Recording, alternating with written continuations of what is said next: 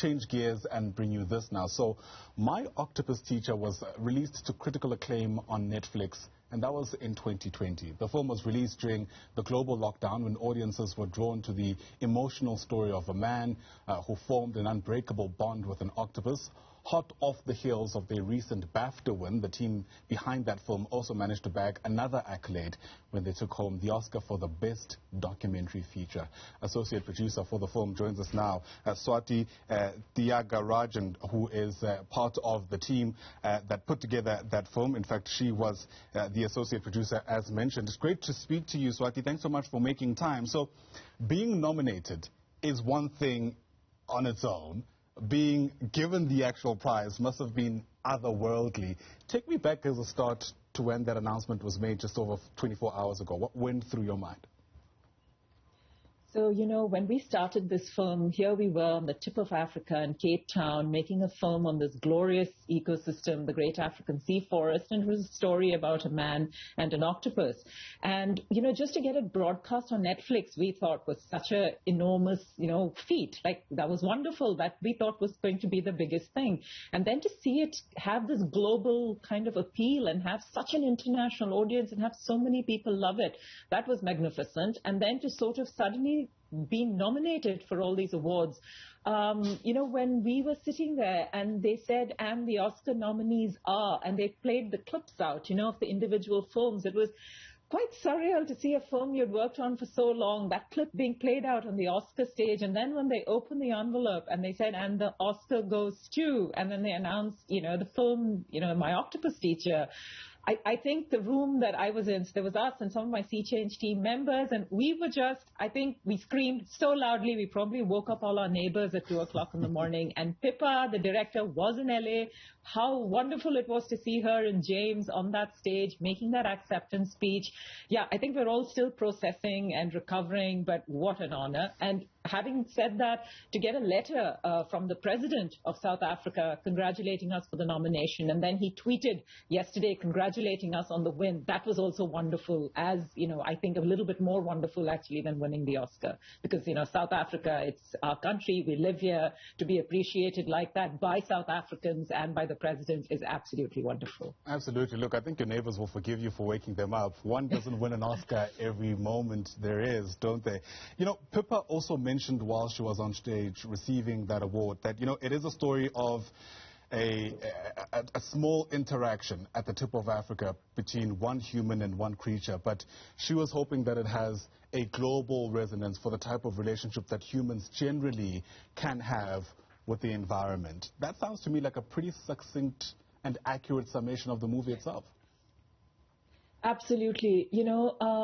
Let's just look at South Africa itself. We know ancestrally and from our deep roots and culture here in this wonderful country, just how entwined communities and the wonderful wild nature were. There was mutual respect. There was interdependence. There was so much connectivity. It's such an unfortunate thing that down the history with the legacy of apartheid and all the discrimination that happened, when people were ripped away from their land and ripped away from many of their sort of roots, if you speak, the kind of disconnect that started to happen. And then this whole modern world where we're surrounded in technology and industry and all of it, where we think we can do without nature, which is such a dangerous thought, actually. So if this film, which explored this one relationship, this one beautiful meeting, and showcase the wonderful marine heritage of South Africa, which should be the birthright of every South African in this country, and should be appreciated by the world because it's such a unique ecosystem. So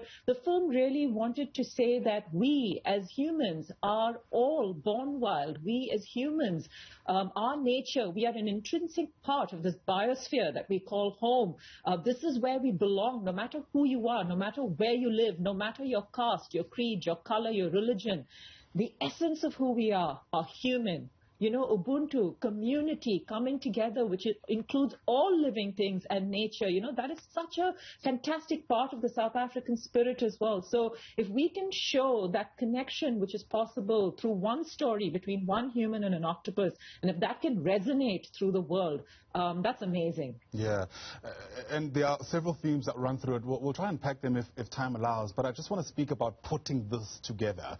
It ended up coming out as a 1 hour, 30-minute piece project, but there was so much to choose from considering how much footage you have and how much time you actually spent putting it together. At which stage, or how did you decide what ought to be in the film and what should be kept out? Because I imagine so much was just worth telling. Absolutely. You know, we had over 3,000 hours of footage by the time Craig had dived and collected footage and had all of the experiences that he had in the water. So, of course, you know, when we realized that we had a potential to make a film, there was all this debate and discussion around how would we structure this, because there was just so much. And when Pippa came on board, really, that's when we kind of like really started to brainstorm. And with Ellen Windemuth, our executive producer, who's been associated with Craig and filmmaking for over 30 years. You know, so then we all sat down and said, okay, it's Craig and the octopus. That's the actual story. That's the center of everything. So now if we had that as the center, what do we hang on to it to, you know, flesh it out and make it flow? And of course, many things got added and many things got subtracted in the course of the edit, because you start to realize as much as there are things that you love, as much as there are things that we as filmmakers found interesting and we wanted to put in the film, those things didn't actually work at the end of the day. And some of it would have been very odd for the international audience because it was something so personal that we reacted to, but it wouldn't have had universal appeal. So there were all these sort of balls that we were juggling and holding together. And then James came on board, the other co-director, and did that fantastic interview with Craig. And we realized that that would be the heart of the story, and that is we'll get Craig to tell it personally, and then things that fit within that would then flesh out the story. Of course, you know, when you have 85 minutes, you do wish there was other things that you could have fleshed out. So for example, the pajama shark. You know, a lot of people were like, oh my God, the pajama shark is like the villain of the piece. And that's so unfortunate because they're such beautiful animals and they live 20 times longer than the octopus and their lives are difficult. And it's not like they're being mean to the octopus. You know, that is who they are. They're sharks. They're predators. And without the pajama shark, the octopus wouldn't be quite as intelligent because a lot of her intelligence and personality is actually shaped by how she forms defenses against her predators. So there's all of this. And so maybe that was a little bit of a regret. Maybe we could have shown a little bit more about how just wonderful pajama sharks were. But you know what? When you make a film, you have a story, and you know you have 85 minutes, you try and do the best you can. And I'm so glad it's appealed and it's done as well as it has. Yeah. It's interesting you mentioned the shark itself, because I remember watching the film thinking, I wonder what the octopus would look like from the vantage point of the crab, because we know that the octopus is the crab as well. But anyway, that's probably a season 2 of this great film still to come. Speak to me about some of the ethical considerations you had to make. Despite how personal the connection between Craig and the octopus was, I can't help but note that the octopus was never named. You know, that's almost a barrier, if you like, that prevents us from humanizing this octopus. And I wonder if there was any ethical kind of backdrop upon which that decision was made. Well, you know, the biggest ethical concern when you're making any wildlife or nature film, and not just My Octopus Teacher, is really minimizing your presence in that environment. You know, trying not to hassle, so to speak, the animal. So you try and really fit into the environment in the best way possible so that what is happening in front of you is uninterrupted and the animal isn't under any coercion or pressure. So that was very important, and especially with this film, because it was that relationship between Craig and the octopus, it was really very organic. You know, let me tell you, if an octopus didn't want to be anywhere near you or didn't want to be, you know, seen by you or wanted to have any kind of interaction with you, it would be gone in seconds. It would go find a new den, it would just vanish, you know, or just constantly only hide in the den and never come out. So the very fact that she came out in the way that she did and she did what she did in front of Craig was because her personality, that particular octopus, was comfortable with everything that was happening. So the ethical concern, the first big ethical concern is to not disturb your environment or damage it in any which way or interfere in a bad way.